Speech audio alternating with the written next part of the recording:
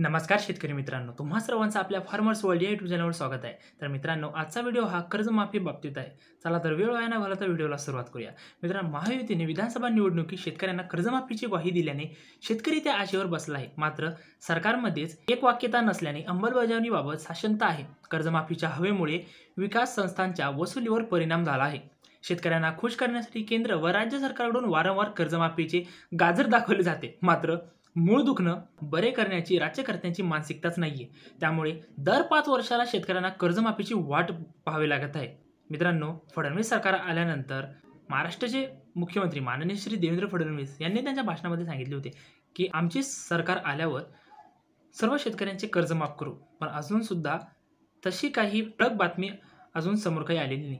तरी सुद्धा महाराष्ट्रात 2014 मध्ये देवेंद्र फडणवीस यांच्या सरकारने राज्यातील शेतकऱ्यांसाठी छत्रपती शिवाजी महाराज शेतकरी कर्जमाफी योजना आणली होती। 2 लाखांपर्यंतच्या थकबाकीदार शेतकऱ्यांची कर्जमाफी करत असतानाच पीक कर्जाची नियमित परतफेड करणाऱ्या शेतकऱ्यांना 25,000 रुपयांपर्यंत प्रोत्साहन अनुदान दिले होते। त्यानंतर 2019 मध्ये माजी मुख्यमंत्री उद्धव ठाकरे साहेब यांच्या सरकारने महात्मा ज्योतिराव फुले शेतकरी कर्जमुक्ती योजना आणली होती। 2 लाखांपर्यंतचे थकीत कर्ज माफ व 50,000 रुपये प्रोत्साहन अनुदान दिले। मात्र या दोन्ही योजनांचे 5 वर्षे भिजत घोंगडे ठेवले।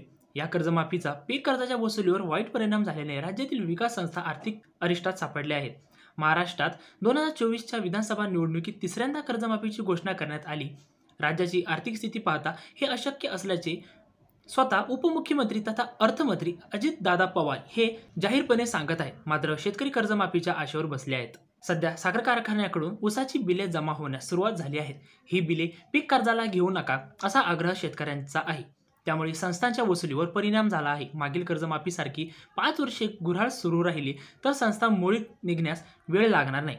वसुलीच्या धास्तीने ऊस दुसऱ्यांच्या नावावर विकास संस्थांनी ऊसाच्या बिलातून पीक कर्जाची वसुली करू नये यासाठी शेतकरी साखर कारखान्यांना दुसऱ्या व्यक्तीच्या नावाने ऊस पाठवू लागले आहेत।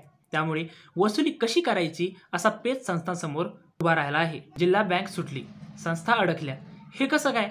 विकास संस्थांच्या पीक कर्जाच्या यादीनुसार कारखाने जिल्हा बँकेत जमा करतात। बँक संस्थेच्या नावावरील येणे पीक कर्ज वसुली करतात। मात्र संस्था पातळीवर शेतकरी वसूल करू देत नाही नसल्याने संस्था अडकल्या आहेत। सततच्या कर्जमाफीची सवय झाल्याने संस्था मोडीत निघली।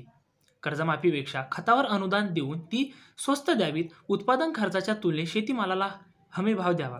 महायुतीने आश्वासन दिल्याप्रमाणे कर्जमाफी दिली पाहिजे, त्याची अंमलबजावणी तातडीने करावी। मागील अनुभव फारसा चांगला नसल्याने संस्था अडचणीत आल्या होत्या।